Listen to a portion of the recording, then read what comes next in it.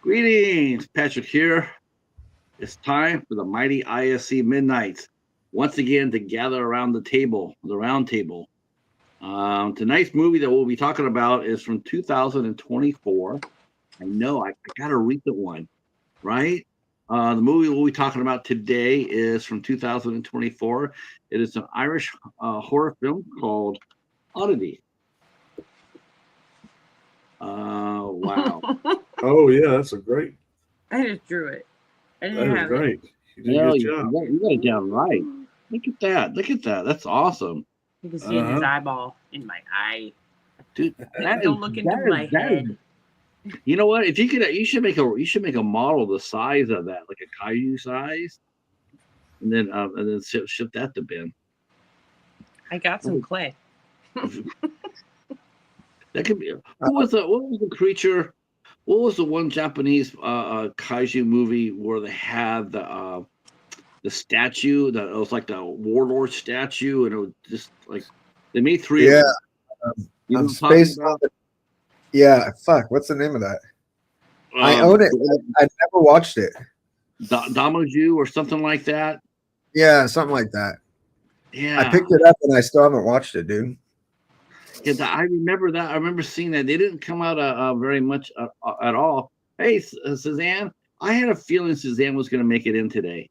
I was sitting there, I was putting up my little blurb here and going like, this is the type of movie that we're going to get Suzanne to come here and hang out with us and to watch this movie because I think she loves the supernatural horror films, which is awesome. To tell you the truth. I think it's really cool. I'm glad you're here, Suzanne. Yeah, that's what I was thinking. I was thinking about that when I was watching the Golem in the way, I was thinking the Japanese, I couldn't remember what it was. I think it's Damaju or something like that. And he was interesting too. He was also brought to life, sort of like the Golem was.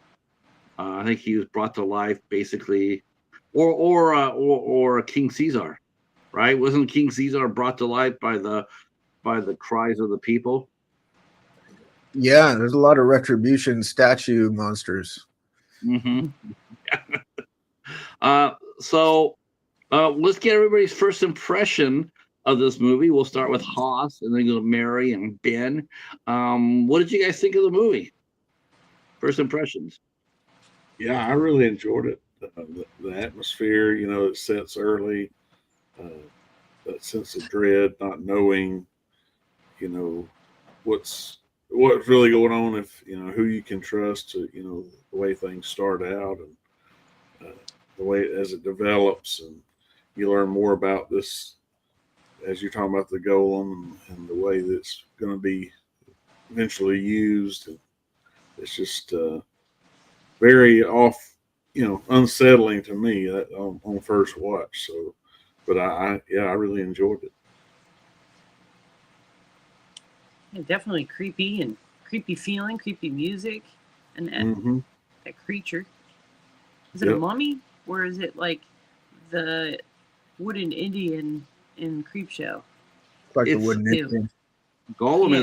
is Okay. Golem is a Jewish folklore. It's a out of their it's a Jewish creature, Neat. and yeah, and it got retribution for. It sort of reminds you in a little bit of way. It sort of reminds you of the way a Pumpkinhead. Like Yeah. you Yeah. come up there and you raise up the creature for revenge. Someone has Mm-hmm. revenged you, so you raise up the creature and they do your bidding. Um, which is it's not a very you don't see that very much. I mean, there have been a few movies on golems, but there's not a whole lot of them. Right.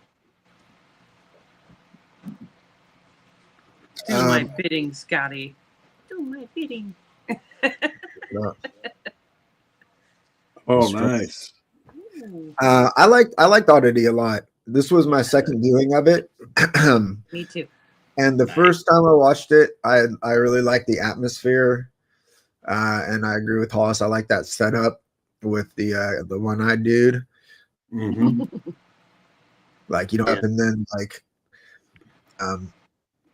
I thought, yeah, really well made. My only gripe with it is like the ending. Really, you want to see that dude get like his comeuppance harder than that. You know what I mean? You just want a stronger resolution for that prick. So Yeah, yeah. That's what me and Haas were sitting there saying. We're saying the same thing when he got here. Like, we're going like, yeah, we want to see that guy. You know, we really wanted to see him get his just desserts. And that's what I felt the same. I felt the same way. I was acting the same way. Well, like, because I love the character of Darcy. I love her. I loved her. I was like, man, if I could go through the TV, I'd be there. I thought she was an amazing character. Mm-hmm. And yeah, I'm with you, Ben. That's exactly how I felt. And Haas said he felt the same way. Like, yeah, this guy, he deserved to suffer a lot more than what He he. sure did. Mm-hmm. Well, the it's just a really impressive opening scene. Damien with McCarthy, director of it, second film, second film that he's completed, and wow, he seems like he's been doing it forever. The whole atmosphere, love the score. I thought the score was definitely an elevator. I did have one question. Okay. Why was there a trapdoor? I'm not so sure that would have been so much of a trap door. I think there probably would have been a ladder. Like you put a ladder down there, and you could climb down there. And I think he just didn't put the ladder down. He just put like some kind of like pass through. Like I don't know what that place used to be, but it wasn't like it didn't used to be a residence. I don't think so. Like if it was maybe that was like a loft for hay or some shit. So there was like a crane system. I don't know. It seemed repurposed, Mm-hmm. Yep.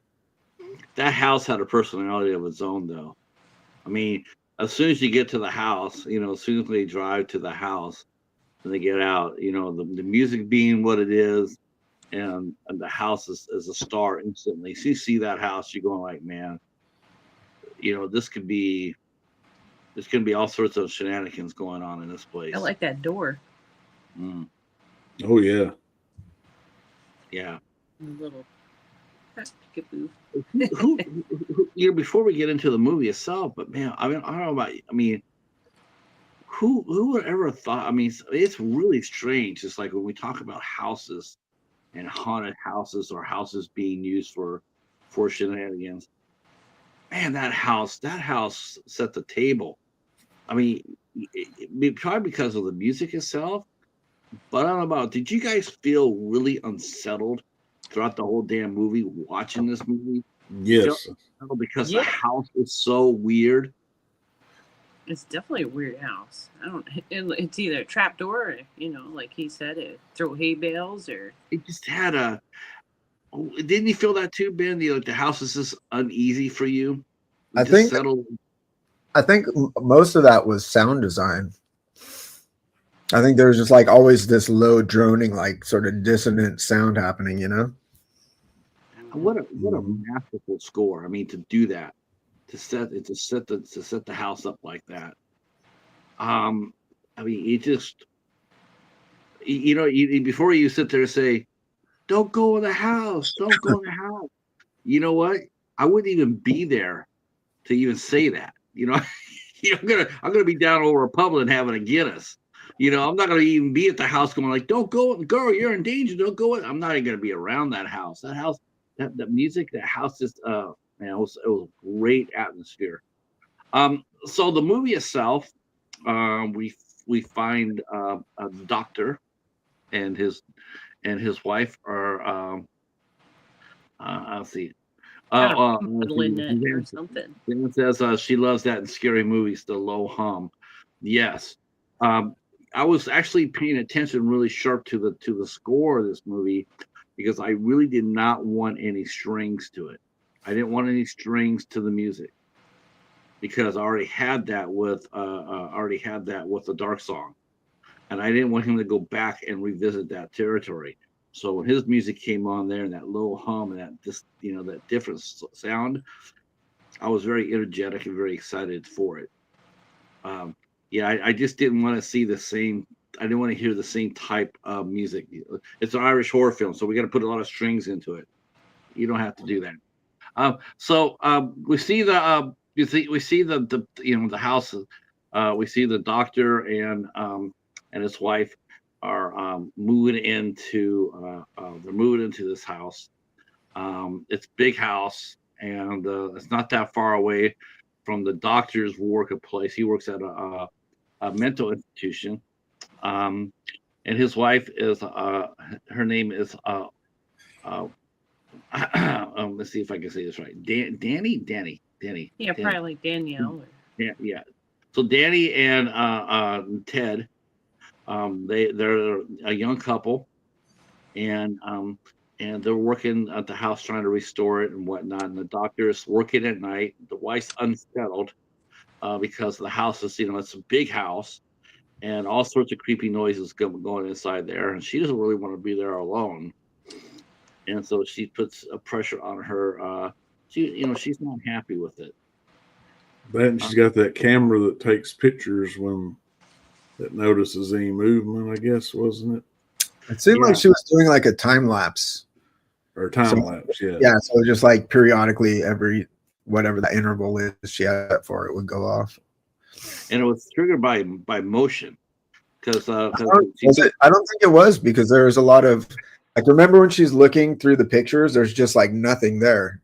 And there's nothing there, and there's nothing there, and then there's something there. So I think it was just intervals, like a time lapse. Okay. I know the second girl. I know definitely she saw with her camera. She definitely saw. We'll get there. But no, because I remember the first picture, it did flash off, and then she put the camera down. She went to the door for her husband, and then it flashed again by itself. And I'm going like, okay, so someone triggered that. Like what triggered it? But you're probably right, because I don't think it was triggered, because I don't think there was anything there to trigger it. So he's telling his he's telling his wife to if you I believe he was encouraging her to not even stay there. If you get nervous or what have you, but she was going to stick around. She had a tent, so she set up the tent, and he went to work. And so we see Danny working, and then she's she's hearing these noises, and then she actually looks up. I don't think the gentleman knocked at the door. I think he popped up. She looked out through the window, the door, the little hatch, and there was a man there. And of course, we instantly think the worst, because he's a really crazy looking guy. Unkempt hair. He got that false eye in his eye. He's whispering. And he's saying, "Open the door, open the door." I mean, every single thing that you would think of. Every cliche that you could think of, like, well, this guy is bad news. He's showing it. He's showing it to Danny. Come on, open the door. Right. But then he comes and says something unexpected, and he says, "I'm here to save you. I'm here to rescue you. You got to get out of here. I'm here to help you." Now, most movies like that, you're not going to get that. You're gonna that's going to probably most likely be our villain. But this gentleman, we don't know who he is, but you do get a sense right away that he's telling the truth. Like, I never felt any menace from him, even though he was trying to, even when he's saying the door, and I'm going like, man, this guy is really creepy, but I don't sense menace. I actually sense that he's actually telling the truth. What did you think? What did you think of the first of the? What did you think of the first gentleman that came through knocking at the door? Well, I mean, I wasn't sure whether you could believe him or not, and I think she ends up kind of questioning him, or at least come to the conclusion that he's a patient that her husband has seen. Mm-hmm. So she right there feels he's probably not right mentally. But she did hear shit moving around in the house right before. He's like, there's somebody in there when you went out to get your keys out, or what. Right. Just getting something she out went the car. out the one time before he got there, and then he was saying, yeah, he saw somebody come in. But yeah, I don't know. It's like you want to believe him, but then it's like you're like, don't open that door. Right. The twins are here. Double Mika. I know her sister's name. Help me with her sister. I know it's Mika. And okay, she's gonna kill me. I know one twin name. But they saying that how this was their favorite horror film of last year. This is why they're my heroes. Okay. It says, that scene was so frightening. It's like you don't know if you can trust him. She's alone in that abandoned building. That big, yes. Yeah. Okay. So it is the Wonder Twins. Kira and Mika, they're both here together. And yeah, you're right. I mean, they're trying to restore that house, but they don't have any electricity. I don't think they have any. Doesn't she only get phone service upstairs or something? Yeah, it's like one little spot. A little Yeah. spot. You had a feeling if they were going to have any power, it was going to be by generator only, because they did mention they had a refrigerator, but there's no electricity in the house at all. And so he's there, and the eye, the eye is what you're thinking about. You're thinking, holy shit, like that eye freaked. That was freaky. You're going like, okay, this guy, they presented him as someone who you just don't know. And you're going to err on the side of caution by not letting them in. The thing that creates tension with him, because he doesn't come off it like he's got a sense of malice about him, but he does say, like, when she says, "My husband will be back in a minute," he says, "Doctor, what's his face doesn't work nights." So that tells you that he's like sort of, he knows that there's no one that's going to be there. He's been possibly stalking and or watching or whatever, and he's clearly had a relationship with the doctor that was professional. Mm-hmm. Right. We see him leave. We see he says he's gonna go call the cops or something. Right. Let's go call the cops. He says, okay, I'm gonna call the cops. He'll be right back. Yeah, and if you see anything, get out the door and run. He tells her to run. Don't look back, just run. So you did get the feeling that he was on. He was looking out for her the best he could. And then the movie takes a small turn. Yeah, Ben, why don't you take us to the next after we see after we get through meeting the stranger at the door, but the movie takes another turn. You want to walk us through that one? Does the doctor go see the sister at the Oddity shop? Is that what happens next? Yeah. So we don't find out anything really about what happened. So there's some time jumping, and we switch to the doctor goes to sort of this oddity shop, like a weird haunted antique shop, and we meet his wife's sister, who I didn't actually like. When I first time I watched this, I didn't recognize them as the same actress. I think the hair. Yeah, I didn't either.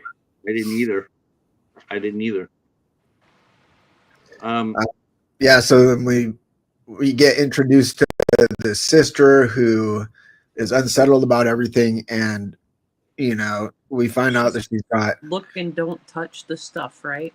Yeah, she says everything's cursed, So we this scene is important because it sets up his sort of like rationalist view on everything and his like non-belief in the supernatural and everything, because he's just sort of like, whatever, that bell's haunted. And it also he doesn't believe at all. Yeah. And it also introduces us to the haunted bell sort of in passing that makes an appearance at the end.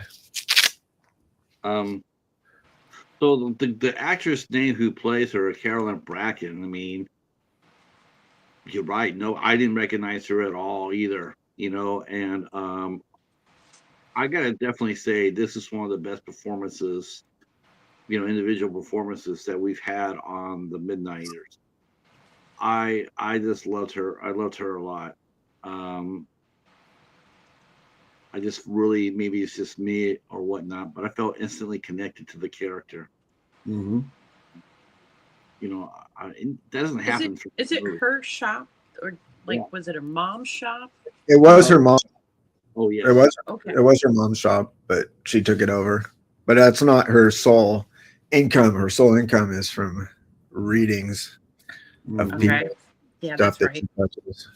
That's and we find out tricky. that Darcy is also blind, Mhm. Yep. which is why when he walked in there, she said everything to him because she didn't know exactly who was walking inside her store until he spoke. And then it was interesting is like how glad she was to see him. At first you see that Ted, I'm so glad you're here, and gets up there and hugs him, and he's sort of surprised by that hug. He's not really expecting that hug, and she hugs him and says okay, and of course later on we find out that hug is she's glad that he's there, but not because of any love for the human being. Not she doesn't have any love for him. She's just glad that he came to her. So she I didn't have to. I think at that point she loved him. Like that was her brother-in-law. She didn't have any problem with him because she didn't find out anything. She didn't have the eye yet, because that's the scene he brings the eye.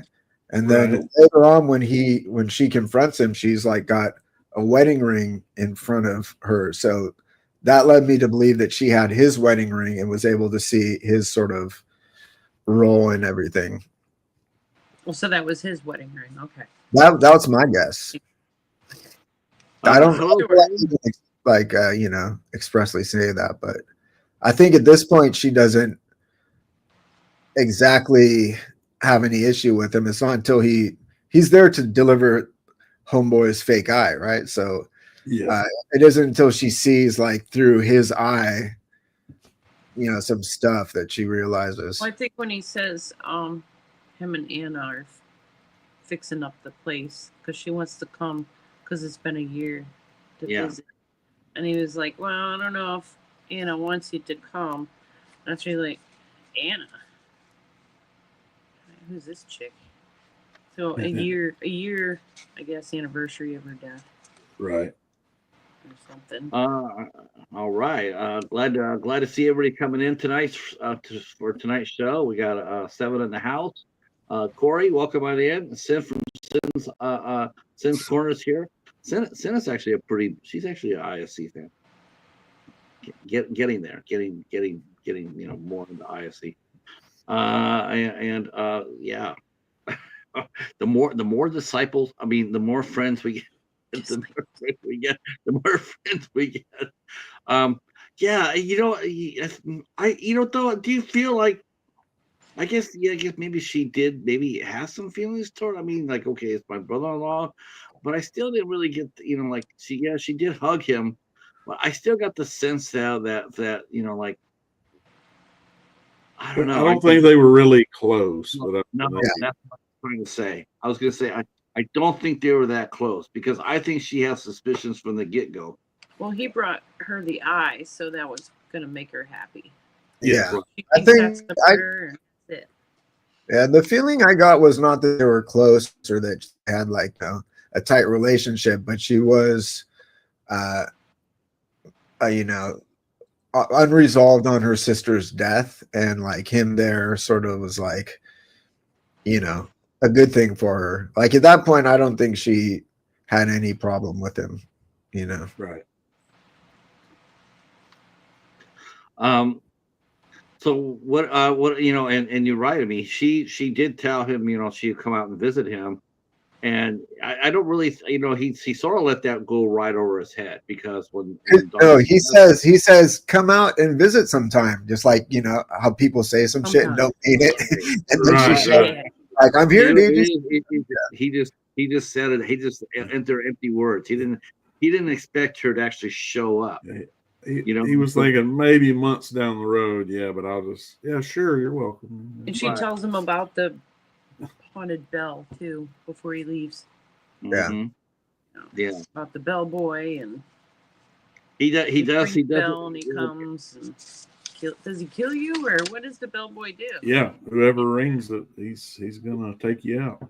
Right. Okay. And of Yeah. course, he's looking at that as being skeptical. Being like whatever, like that's weird, and I don't really believe any of that. Yeah, he's just Fine. ringing. Go ahead. Yeah. Um, He kind of thinks she's not all there if she believes that stuff, basically. right.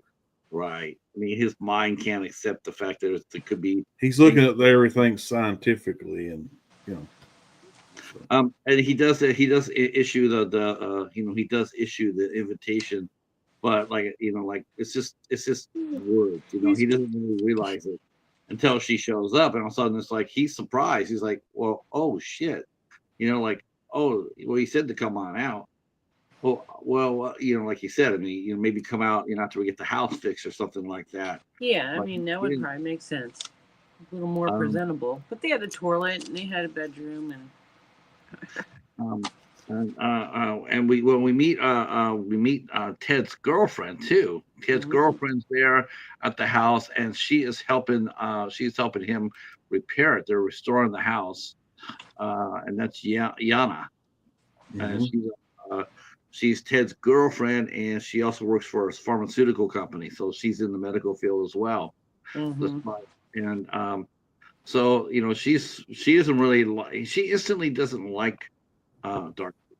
I mean, from the very get-go, she's not really accepting her at all. She resents it.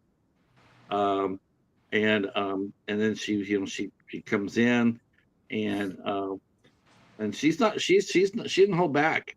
She tells her, she's like, you could feel the two of they're antagonizing each other. There's sent a creepy. Well, yeah, don't forget about that crate that came before she came to visit. Yeah. Oh yeah, didn't showed up too.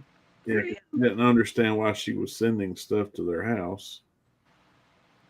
So. And she told Ted, yeah, right. I mean, she sent the and so what was really interesting though is that neither one of them opened it. Right.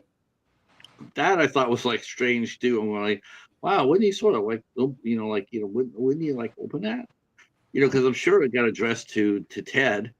And I'm thinking, wow, wouldn't but he didn't. They just sat there. That was interesting. So what did you think of the relationship, Mary? I mean, what did you pick up from Darcy and Yenna? Oh, Anna was leery because is she aware that she's a seer? She's blind, but she can see stuff. She knows stuff. That's why she's nervous. She's itchy because she knows. Because she was seeing Ted while his wife was still around. She wasn't just there to console. We also find out the new girlfriend or whatever has been having some sightings and is unsettled about possible unsettled spirit in that place, right? Yes. Yeah, that's when the camera was going crazy, right? And she doesn't want to stay there without him being there. Right. Yeah. I don't blame her. No, I don't blame her either. Especially with the big box and when she's telling her how she could tell the history of anybody based on just holding on to their items. I mean, that's really that's like someone came up to me and said, I can give me your ring, and I can tell you everything that happened. I've heard of that. She does show them what's in it, though. Yeah. No, then I'd be like, I gotta go. Let's see. We got in the chat. We got. She resents her as much as she is a reminder of the dead wife. She's definitely uncomfortable around Darcy, even though Darcy and Danny were identical twins.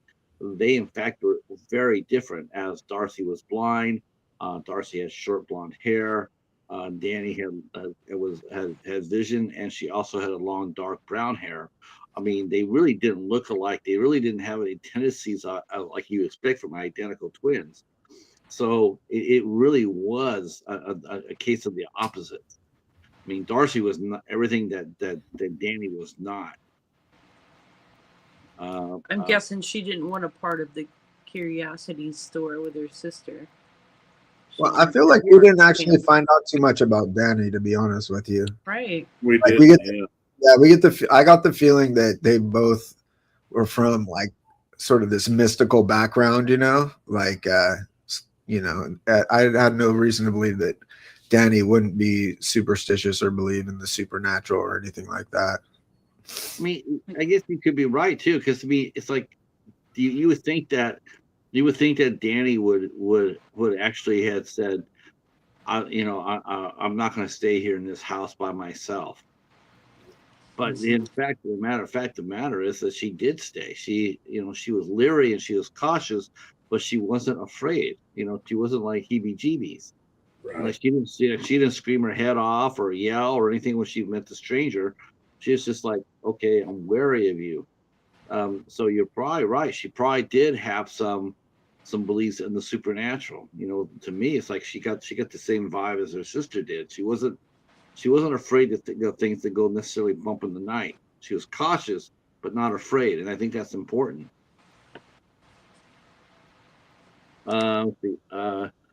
Yes, the highlight. I love the highlighted differences of the twins.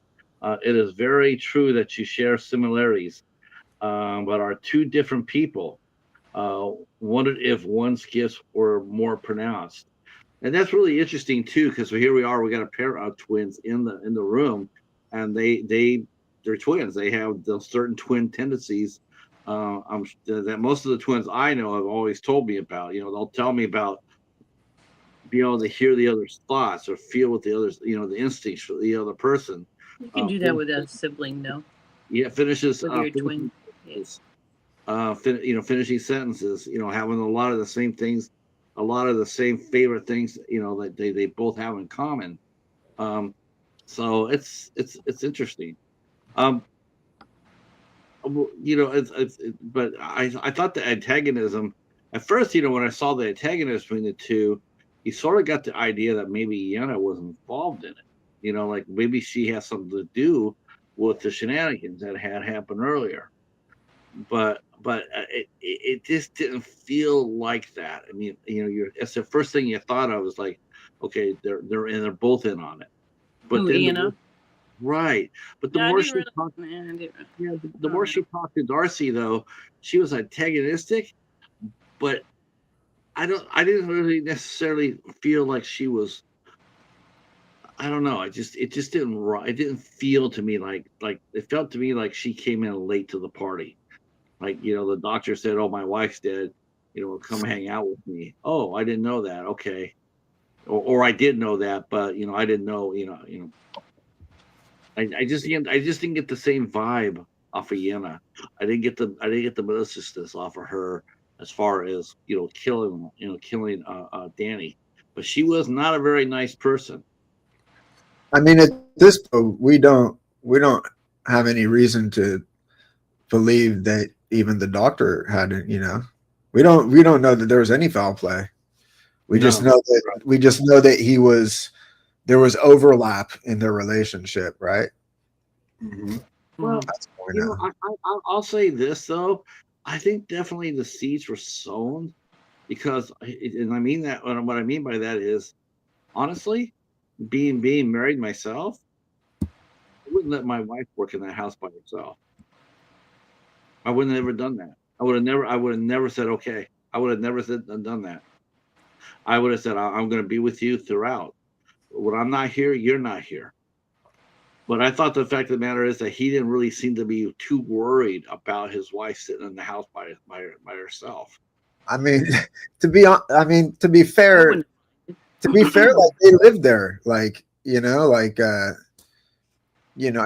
be weird to be like, hey, I'm not going to go to work because I don't want to leave you at home alone. I mean, couples have. He was just looking at it as their house, so it's like, yeah. He didn't really think there was any cause for alarm or anything. Or open the door when he's not there. Yeah, I guess. or like, you know, a group project. They're both like working on it, and like, you know, she doesn't. We don't really know, but it seems like she didn't have a job per se. So like, I mean, you know, she's got to have her life and do her stuff. She was interested in renovating that place, so Right. you know. Yeah, you know, I get that. I get that. And maybe if it had been in a subdivision, I probably would have been okay with that. I could go along with that. But you're talking about out in the woods I'd with rather be out in the woods. with no electricity. I mean, come on. I mean, okay. How about Haas and Mary? You guys are married. Would your husband or your wife be comfortable working by themselves in a setting like that? Would you be comfortable leaving them there for overnight, or would Yeah, you my sit there? husband worked in Philly at like 2 a.m, right in Philadelphia. So there's Yeah, that's scary. yeah, it's and you're in the That's city. scarier than the country. Yeah, I just, you know, it's just like I thought the seeds and I think they did a great job. And did a great job, and with the doctor, the tone that he had, the voice tone that he had. I instantly picked up on the fact that they weren't necessarily close. I just, and I'm thinking, well, he was going to leave her. To me, it's like, well, why don't you just put her up in a hotel and then have her come out during the day, work during the day, and then go back at night? I mean, and at least she, what's more important, I don't leaving think her he alone in lived the far house. from it. Leaving her, Worked far from it. I just felt like he was up to no good early on. I got that unsettling feeling again, not because of the house. The house already made me feeling unsettled, and then having his wife working there overnight. Maybe, but didn't he say like, you know, don't stay there if you're not comfortable or whatever? And she was like, no, I want to, you know. I mean, Yeah, I mean, he showed some concern. It's just he's just like when it's time for him to go to work, he's going to work because he's very focused on his job. Yeah, and he's like, you can stay here, don't stay here, but I got to go work. So I mean, it seemed like she wanted he to was be even there. that way with Yana, So Yeah, he's like, well, Darcy's here, but I gotta go. Go deal with that wooden thing in the box. No way. Well, because as soon as as soon as the doctor left for the hospital, leaving Yenna and her alone, leaving Yenna and Darcy alone. I mean, Yenna didn't have any concerns. She's just like, she wanted to get the hell out of there. She didn't want to be there at night, and she certainly didn't want to be there around Darcy. So she I think I think she would have left regardless if Darcy was there or not. She didn't want to stay there overnight. And she can't find her keys. Yes. Have you seen my keys, Darcy? Yes. Yeah, made me laugh. That made me laugh. I laughed at that one. Yeah. You know where I put them? Sure. Yeah, it was really cool though. I mean, it was like I was wondering how does she do it? Because she's sitting on the chair on the couch, and it's like, how does she know where the keys are at? That was interesting to me. She didn't move. She was kind of like falling asleep. She was like, "Can you make me something to eat before you take off?" Yeah. I thought I thought Darth, here's her ex-brother-in-law, and she said, well, you did say to come on out. I'm coming out now, and I'm glad to be here. And they're dropping sort of subtle hints like, well, we didn't expect you to do it now, maybe sometime down the road.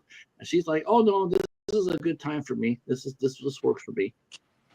Of course, now we know why it worked for her, because she knows now. I don't know how much she actually knows though. Yeah, she all she had done was she had knew done that thing with the eye. Yeah. But we don't know necessarily what she saw with that, but she saw something. Well, you know that she already knew because she shipped the golem there.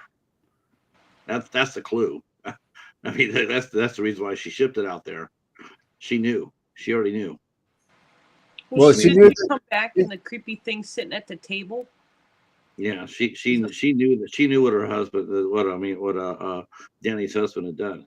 We don't break out a golem for that's not a social calling card. that means you're doing business. A Well, golem it's a powerful spirit. that second time she used it, though, the first time she was completely wrong. Yeah. So I'm gonna pay for that, right? Yeah. Yes, that's right. She killed I killed an innocent man. Yeah, who was trying to only. Yeah, and she says she paid for that too, and yeah. Let's see. Go back to the chat real quick.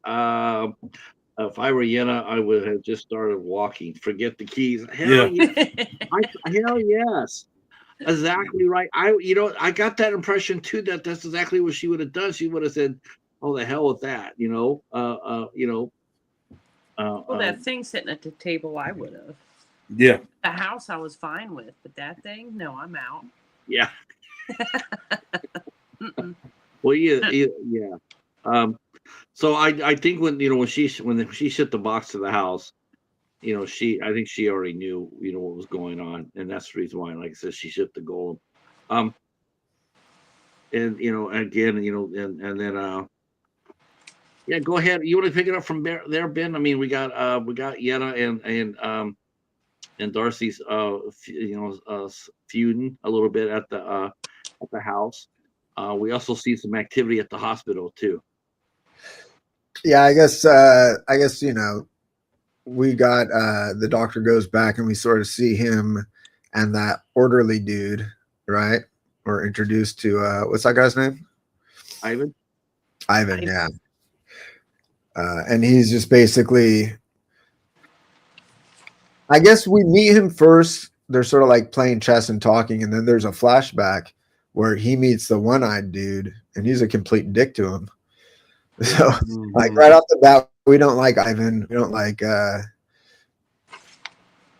We don't really know him or anything, but I think at some point during the scene, we do get the reveal that,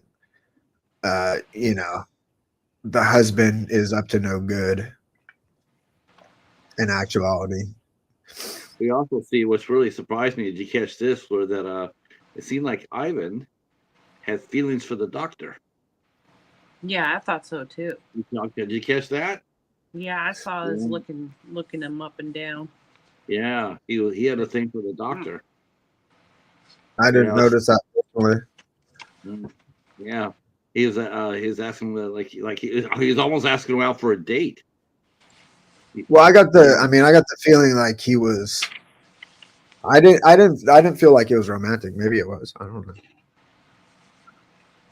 I mean, I guess they were friends. They had that, they played chess together. They were kind of, I mean, I don't know, maybe just a close friendship. But no, he was. The twins mentioned.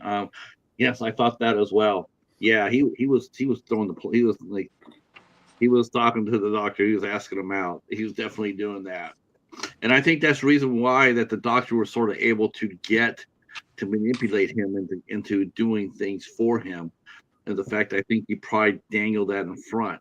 It's like, how are you going to get this? How are you going to get this? How are you going to, because how are we going to get Ivan? Because you can see he's very sadistic, very cruel. So you already could see how he could be the right hand, the doctor, and how will the doctor be able to manipulate that? And I think he just gave him enough carrot in front of that horse. I got the feeling like, as a psychiatric doctor, he's probably know how to manipulate people, right? He can read Ivan and like play up to his like whatever desires are, like, oh, we're good buddies, let's play chess and whatever. I guess you're talking about Ivan wanting his carrot and stuff, so maybe that's true. But like talking about the toe eater guy or something. Yeah, he comes into it. Some creepy dude. Oh, like God, he wear a mask and they're like he keep walking past his room. The one they keep him in restraints. On him, isn't he? Right, and you see him chewing, but we never see him doing. I mean, we see glimpses of him, but we really don't know what he's all about until closer to the end. And then it was like, then it was like, oh. There are some things that are out there that are, ooh. and a great scene too. When we get to it, it was probably the only one I would call jump scare per se, but it wasn't there to be exploitive. It was there to actually genuinely make you pee your pants, because that I was like, oh, I mean, I was not expecting that. I was like, okay, that's great. You used, McCarthy just did a great job in presenting how he did with that inmate. Yeah, very well done. Not exploitative at all. Not just cheap jump scares, but very effective. Very very effective. So And he did go and visit the blind girl, Darcy at her store at some point. The Ivan dude. mm-hmm. So He was had creeping on her too. yeah, he was telling Ted about his visit. Ivan, like, he didn't. I mean, he was clearly like I don't know. I don't know what you have to be to like just willy nilly like murder someone just because you know have a friend who says, can you murder this person for me? But like, there was a point where he's like, why don't you just fucking divorce her, dude? Like, what the hell, you know? Yeah. And the doctor's like, nah, that's just too messy. Yeah. And he found out because he too. didn't want to lose the castle or the mansion. Right. Whatever. Right. Remember, he had sunk every money, all the money they had. He had sunk into the house. He he had this is everything he had. So he wanted to make it work. Going back to Darcy, when in the scene where I want to go back to, I want to go to the scene where the big, the reveal is, where Darcy is, she turns around and says, "I know you killed my sister." No, and the thing is, it's like she's blind. She tells Ted that. You would think that he would have all sorts of emotions go across his face, because who's going to see it? But yeah, he's pretty poker faced about it. Oh God, wasn't he? Mm-hmm. Ooh, very, very, just a dangerous man. Psychopath. Well, and you see how he tries to manipulate her as well in that moment. So we know he's like a pretty good master manipulator. Let's see. Go back to the chat real quick. Let's see. We jumped a couple of times. Loved how they used the jump scares. Yeah, very effective. Very effective. I wish more movies would take a lesson. Corey mentions Me Too. Those that tense scene and the camera at the beginning was one of for sure.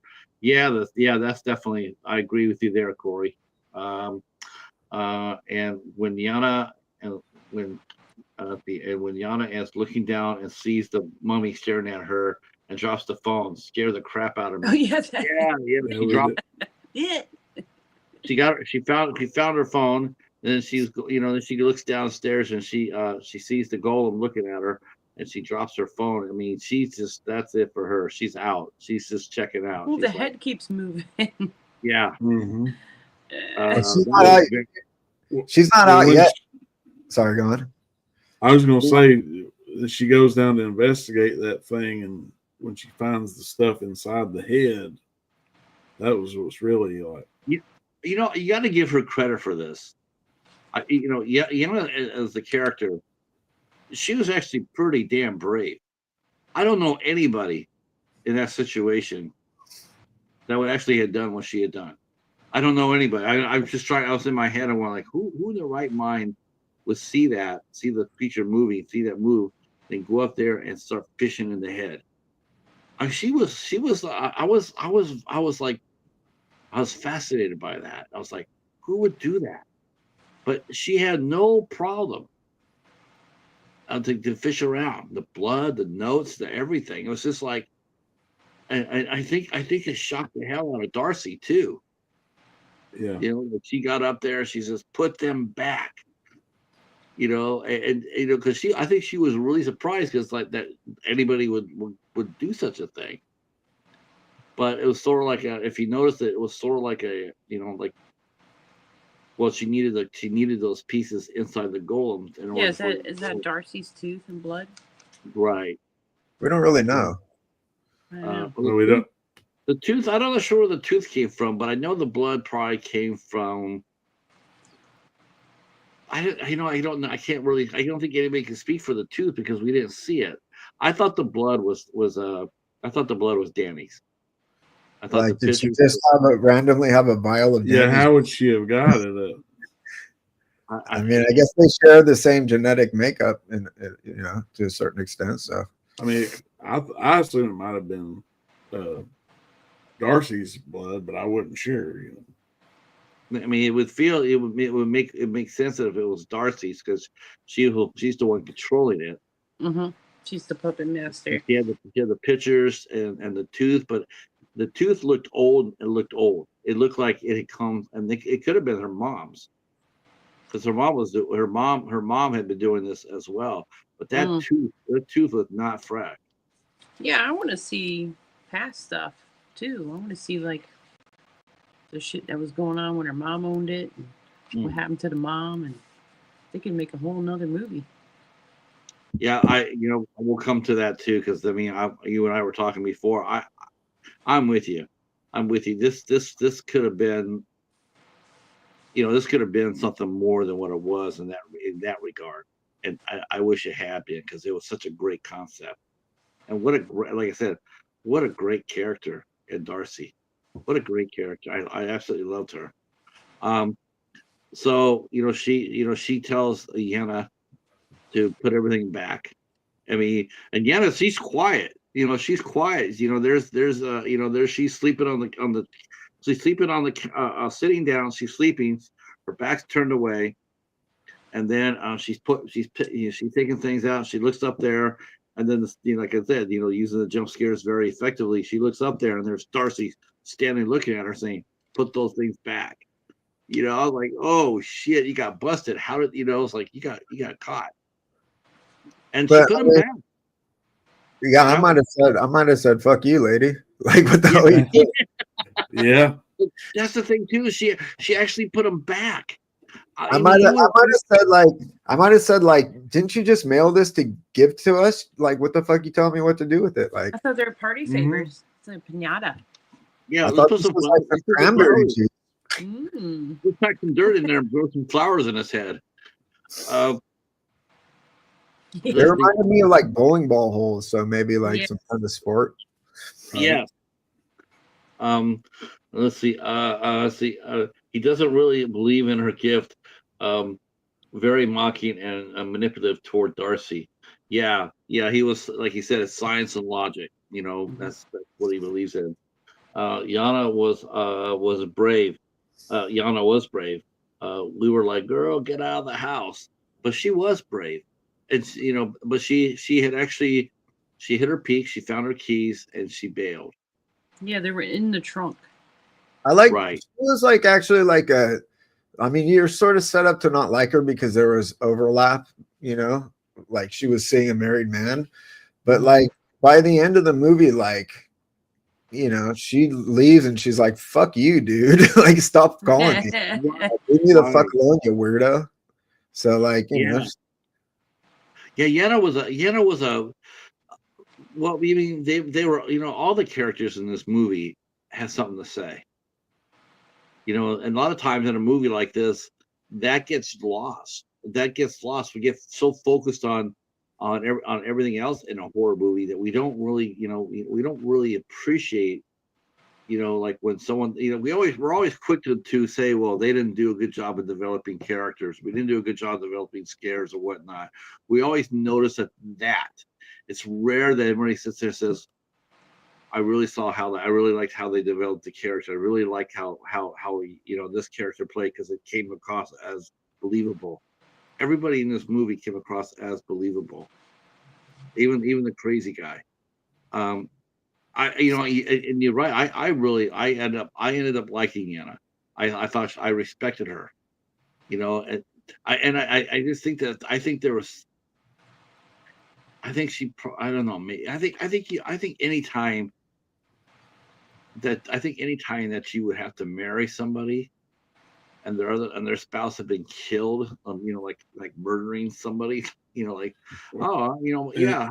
It didn't help. It didn't help that she saw Danny's ghost appear while she was there. That probably didn't help matters either. Yeah. Right. I mean, it's just thinking in just real life, you're thinking about, a lot of times someone will say, well, I like you. I'm a widow or widower. Oh, okay. I'm sorry to hear that. Most of the time when you think about that, you're always thinking about because that person got sick too, because they were, they were sick or they got hit by an accident. But when someone sits there and says, yeah, my wife was murdered or my husband was murdered, I don't care who you are, you're not gonna look at this person the same way. You're just not gonna. You're gonna be looking at them sort of. You're gonna be giving them the side eye, like, okay, like, how did that happen? It's gonna instantly put anybody on edge. And I'm just saying that because I was thinking that maybe Yenna, the fact again that she's there overnight. She doesn't want to be there overnight, but he's leaving her there overnight. I feel like I feel that she was sort of starting to get the inkling about who he really was. Well, she was going to leave. She only stayed overnight because homegirl showed up, right? Yeah, she only stayed like long. Well, when she mentioned about making me something to eat or whatever, that was really the only thing. Yeah, she would have made her something to eat and left. And the fact she was looking for her keys. Yeah, the once keys. She found them. She was like, "Well, there's really no need for me to stay here any longer." Yeah, she had the ghost of his wife. So I'm out of here. And seeing the golem look up at you, up the stair, look on the second floor. Yeah, I'm out. I'm so out of there. So Yenna finds her keys, and she's like, she's out. She's gone. Ted comes home, and now we're having it out. Now Darcy is, she's gonna tell him, like, I know what you did, and I know you killed her, and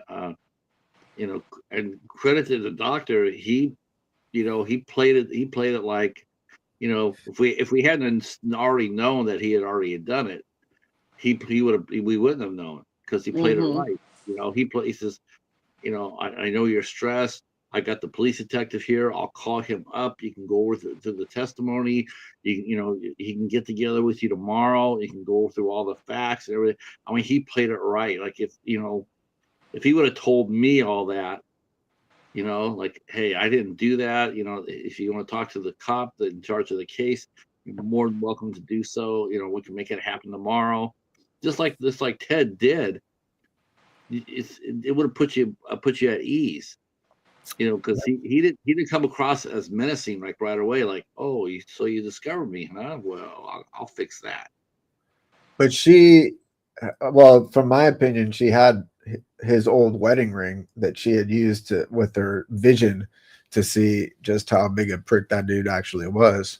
So like, if you had that gift or whatever, and you saw that gift, you would believe in your gift, right? And that dude's like, hey, I didn't do shit. You'd be like, fuck you, dude, piece of shit. Right. That's definitely what Darcy did. She knew that he was lying to her. Even though his tone of voice was, wouldn't have mattered how he said it, because she already knew the game was up. But if it had been anybody else, I think he would have believed him. Without the gift, I think he would have believed him the way he presented the case. But she knows, and she knows that's why she brought the golem. And the way he says, look, I got to go to work. But tomorrow we'll take care of this. I love the fact that McCarthy held that trap door from us. It did look like Ted was just going to walk right out the door and go to work and bring it in. Never would have suspected, never would have. And the thing is, he didn't give it away. Well, he just said he's going to leave his phone there because he said, I'll call from the investigator from the office, and then I'll call you to let you know. but there was no giveaway. There was no showing him doing the trapdoor. There was no him looking at her with a menacing look. Basically going like, "Oh, he's going to try to do something to her." His tone of voice was normal. Okay, we'll fix this tomorrow, and like you're not expecting that trapdoor.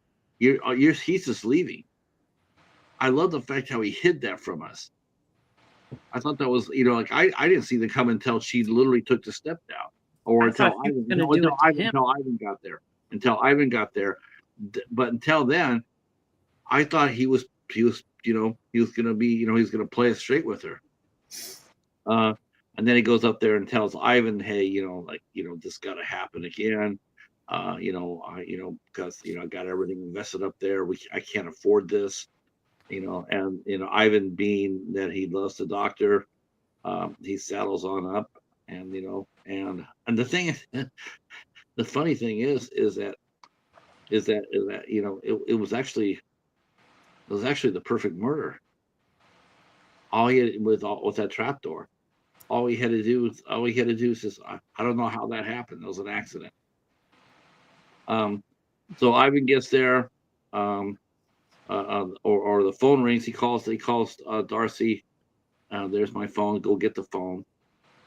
And of course, she I was a little surprised. I guess I was a little surprised with how she has suspicions of him. She has suspicions of him. I guess she didn't have any idea that Ted would do such a thing. She got up there. You gotta think she would have walked over that area when she got to the side of the room she was on. So she didn't have any reason to think that the floor wasn't going to be there the second time. Still, she's blind as fuck.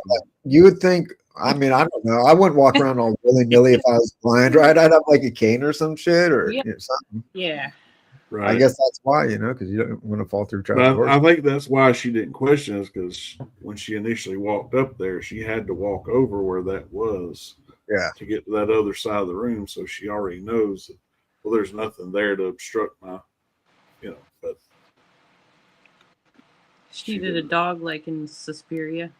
Right. Yeah. Get him, boy. So she goes to answer the phone, and of course Ted has left the trapdoor, and she falls through, and she gets fucked up. Cracks that noggin. Yeah, fractures her skull. She's like Gary Busey. Yeah, and of course Ivan and Ted, when they do talk on the phone, they talk just in case they go back and search their phones, that they're not saying anything to incriminate each other either. Yeah, I heard that. And so they were playing it smart. Mm-hmm. And Ted's and Ivan's going like, he doesn't have to do anything. He's like, well, I'm just gonna sit here and watch her die. Until and Darcy, there's mosquito. She goes ahead and she activates the golem, to try to avenge her. She tries, and but she's fatally wounded. She's not going to be able to have the energy to animate the golem very long. It takes a lot of power to do that, and even if you're 100%, it'll take you a long time. It'll take you a lot of power to animate that. But when you're dying, impossible. It at least freaks Ivan out, and that was one of the goals, I guess. But because he definitely was out of there once he had that little bat, kind of running from it. Yeah, of course, there's Ivan. He's I guess she did get him in the long run. Because Ivan saw that, and he just ran for his life. He ran broke his leg. Huh? He broke his leg running. Yeah. Oh, he jumped over the railing onto the next floor and broke his leg. Compound fracture. Yeah. Yeah. Compounder. Hello, man. How are you? How are you? So he gets back to the hospital. And he's banged up. He's and then he wakes up and finds out that he's got his leg cast but all of a sudden he's a worker at the hospital. Yet for some reason the good doctor has decided to lock him up and put him in restraints. He's talking to the wooden man. Yeah, he put him in. Yeah, he says, I want to go to the church and tell him all that I know, right? What's this about you wanting to confess? And it's like, well, I didn't remember doing that. Well, I was here when you did it. We can't be having that sort of shenanigans. So Ted leaves the room. Ivan he already knows. He says, "Oh shit." He knows he's going to buy the farm. He just doesn't know how. And then we do see how he's going to buy the farm when we see Ted grab the patient who happens to be a cannibal and locks him inside the room with Ivan. That jump scare there was awesome. That jump scare there, that was an awesome one. I was sitting there, oh shit! He's like, he's looking down there, and and then he's sitting there, he's looking at him, and he grabs his foot. Yeah, that was some good shit right there. What did you think of the way the doctor got rid of his problem? Indeed, and I guess more importantly is Ivan didn't think. I guess he didn't see it coming because he assumed they were good friends and they had this, thing that they had done together that kind of bonded them. So he was blinded by the carrot. They each had a lot to lose. So, so even if he did confess, it was gonna also be bad for him. It's like, and he said he burnt it. Yeah, he burnt that wooden thing. Yeah, the doctor. Yeah, he went back there and it was inanimate. It wasn't going to go anywhere other than that. When Darcy died, it died, but he didn't know that because he didn't know how golem works. Well, I don't think the doctor actually believed shit. I think he burnt it because to get rid of the evidence of what somebody was talking about. He's like, oh yeah, dude, wooden man, got it. You deserve to be out. I think that was like ammo to keep him institutionalized or whatever. Right. He just got rid of everything. And of course, then we see, then we start seeing, wrapping up toward the end of the movie, we see that Yenna has basically told the doctor to take a flying jump off the cliff. She knows she wants nothing more to do with him. Yeah. No, don't call me. Stop calling. Stop calling me. Both sisters died in the same house. Yenna's very sharp-minded. She's like, yeah, I'm not going inside that. No, not any way, shape, or form. And like, you're right. She's like, don't call me. So now there's a doctor. He's in the house by himself, and he gets one small package. Mary, what was in the package? The bellhop's bell. The haunted bellhop's bell. And if you ring that bell, he's supposed to show up. And he is like, no, I gotta ring it.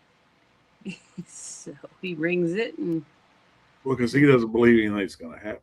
Yeah, he doesn't. He thinks it's all BS. He doesn't believe in any of it. Right. No, you're right. I mean, I think he's probably surprised, like, okay. To me, it's like, man, wouldn't he been sort of weirded out knowing that this is coming, a little bit? But he wasn't. He looked around. He did look around. He's like full of himself because he's gotten away with so much. I think he figured he could do this too. Mm-hmm. I thought he was toward the end there. I thought he had a little bit of fear because, after what Ivan had told him, and because he did look around. He was always looking over his shoulder. He was sort of wanting to say, well, yeah, this is just a joke. I'll just ring it, but he only rang it one time. Twice. Twice. Did He he? did two. He did it twice. Yeah. Did he twice? Okay. And he keeps looking back. He keeps looking back. He's not leaning like he's not going ding. Like to me, you would think that he was what he would go ding ding ding ding ding, or laugh at it. But he's looking at it. He's looking over the shoulder. I think he was starting to. I think he's starting to have doubts about about everything that he thought that he knew. I think he was having doubts about it, but that wasn't going to save his ass. Real quick, because this is probably to me the biggest question of the movie. Man, I this is the one I if I could talk to Damon McCarthy. Man, I really wish that he could have. We're talking about this before the show, but man, we really wanted to see the Doctor get his comeuppance through the Golem, through Darcy. Maybe in the credits. Well, Yeah, I think I was almost hoping there was going to be like a in the credit or post credit scene where it showed the aftermath or something. I felt really, really bad for that. I think you want to see him. You want to see him get his comeuppance. It doesn't necessarily have to be via Darcy or Gollum. You just don't want to see some despicable ass motherfucker get away with shit. Right. And I think I like the idea of like this, call back to the bell and the haunted thing, but like the ending was so passive, and that it was just like a shot of the dude just standing there. Like it would have been better if it was like, cut to a shot of him and then the dude running above from him with the him, axe. or like that. You see him there and then it cuts to a scream after it cuts to black or something. But like I wanted the resolution to be a little stronger. Me too. At least let him turn around and see something and know that I really did fuck up. Maybe like turn around and not ringing this. Maybe having the bellboy standing there, and then Darcy and Danny standing behind them on either side. Like this is us. Like Jedis. Right. Right, from Star Wars, right. Let's see, real quick to the chat. It says, if you kill his wife, why would you trust him to keep you around? Yeah, Yetta's like, hell no. Could resist ringing the bell again, maybe thinking it was a joke. I didn't feel like that though. I feel like he was looking over his shoulder. He started. I think he was starting to believe. But not that it was going to save him. But I think he was looking over. I mean, if you're fearless, you have nothing to worry about. You're just ringing the bell and not even caring about it. But he was looking behind his shoulder. I think he knew. Let's see. Hey, yeah. I don't think he thought he was going to get killed. I don't know if I would say that, but I think he was suspecting to see something. But I agree with you. The one thing that really bummed me out, and it's not really a bum out, but Darcy deserved better than that. Yeah, they both did. Darcy. I mean, to be fair, she fucking murdered an innocent man. To be fair, I mean, she probably deserves some comeuppance as well. Yeah, that was why she got what she got. I mean, in the end of the movie, that's the only innocent dude in the whole fucking film. You know what I mean? He was the only guy. Like, okay, he was like, we meet him. He prays for his, maybe he was crazy or whatever. He fucking killed someone, but like, his mom 17 years prior. Yeah, but he prays for her every day. He tried to warn that girl. Pretty good artist. Yeah. Ultimately, like I do think that I think the actor that played in the man, I think he was blind in one eye in real life. He had they show behind the scenes and they saw him talking to the camera, and he had that blue eye there. I think the actor was blind in real life, but yeah, I love this movie. I'm so happy. I'm so happy we picked it. Just top to bottom. Of course, IFC last year had an awesome year. I mean, they had so many great movies come out last year. I'm not surprised at all. I mean, they were on fire last year, and so between Evil Lurks and evil, Violent Nature, I like maybe, Evil Lurks. I mean, just so many great movies last year. Yeah, last impressions or ratings. I guess we'll do ratings on this movie, 1 to 10. And Ben, if you want to lead us off, what did you think? What would you give this movie a 1 to 10? I thought it was a solid movie. The first time I like atmosphere in film. Like if a movie has good atmosphere, I forgive a lot about it. You know what I mean? Mm-hmm. And this one did have good atmosphere, especially the first time I watched it. The second time I watched it, I felt like the pacing was a little slower than it felt the first time. Maybe I was just sleepier. I don't know, but solid 8.5, 9. Like very solid film, you know. I do wish the resolution was a little stronger. That's like Right. the one knock I would give it. Like you just want a little more catharsis. You want that dude to get fucking brutalized, but whatever. Yeah. Yeah. Yeah, 8.5, 9 too, for sure. But I wish you would spoke about more of her haunted things and talk about her mom a little bit more or something. I don't know why her and her sister weren't talking. Honest to God, if they would have had Darcy survive this movie, man, I would have loved to see another one. I don't say that very often for I want to see sequels because every sequel is everything to death. But if she would have survived, I would have loved to see a sequel with her. I would have been jazzed up to see that. We can see when they're like teenagers or something. What if it was a sequel of the doctor manipulating more people to do his fucking evil bidding, and then he just gets away with it again, and then that's the whole franchise. It's just him fucking being a despicable piece of shit. Maybe him taking over the. I think Darcy would have came over and she would have controlled that the curiosity, the cabinet of curiosities. I mean, there was whenever they did that, they did the same sort of thing with that Friday the 13th series, right? Remember that the uncle, I guess, had a shop of curiosities with all the cursed items from the Friday the 13th. On the TV show, right? They had to go all around trying to collect them. I mean, I haven't seen the show, but I know the premise of it. You haven't seen that show, dude? Go watch that. That show was pretty amazing for its time. Yeah, it's really good. It was like really disappointing that it wasn't, related to Jason Voorhees for me as a kid when I was watching it. But it's like a solid monster of the week type of situation. Yeah, I love shit like that.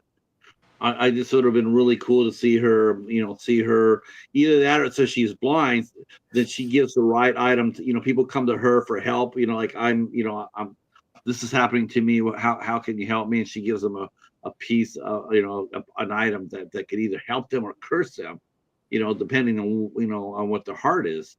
Not everybody that comes into the shop is going to get something that, oh, thank God, I can kill everybody. Maybe the item that she gives out to somebody is, takes him out, takes him or her out because they're not good people. I just wish that the character of Darcy just wouldn't have died without getting her revenge. I just would have made him a lot more complete for me. I think go ahead. I was gonna say I think that's part of the reason why the resolution wasn't super strong, because you wanted to see the doctor get his comeuppance, and you wanted her to, basically be active throughout that or whatever, right? I guess you just want to see her get some retribution or whatever, but I think the fact that she dies and he just gets away with it, and maybe he gets haunted or whatever. We don't really know how angry that bellboy dude is. He was just sort of standing. Yeah, I mean, he could have persuaded the bellboy to go upstairs by giving him a tip, but yeah, I just we're talking about Matt. We're talking about Damian McCarthy. Love the director. Enjoyed his other two, his other film Caveat as well. He's got a new movie coming out pretty soon called Hokum. Will be out. Once again, Irish horror. Irish horror is amazing. It absolutely is amazing. There are some seriously talented Irish actors out there. Sorry, I'm fighting a mosquito. They fight mosquito. Ashton Clark, Liam Gavin, now Damian McCarthy. Just Irish horror is just on fire for me. I would give this movie a 9. I give this 9, maybe 9 and 2/4. I thought it was sensational. I love the acting in it. I loved everything about it. I go probably 8.5 just because of the ending again, but of course they went with a kind of a less is more open ended thing, and but I guess as American audiences sometimes we want to have the more of the gore and especially in this case because of how terrible he was. We want to see him get ripped to pieces. Like that would be satisfying for most viewers, but we just have to assume that did happen if her story about what happens when you ring that bell is true. Right. So, yeah. Like when she's telling the story though, she says, and the dude like rings the thing and guess who came running? It was the doorbell or the doorman, right? So like she uses the word run, so it would have been like why wasn't it just like he's seen over his shoulder just running straight at him, cut to black or whatever. Like, yeah, that would have been cool. This has actually been one. I think this has been one of the best chats that we had for the IFC MidKnights. Well, I want to say thank you guys all for coming out for this one. It's amazing. We have 8 people on our chat. I think this is the most we've ever had. Yeah, and we do this the last Sunday of every month. Me, Mary, Ben, and Haas. We do this the last Sunday every month. Mary will be hosting the show next month, which will be on my channel, but she will definitely be hosting. Mary, why don't you tell us what we'll be covering next month? The Devil's Gate. Nice. That's right. My husband watched it with me. He liked it.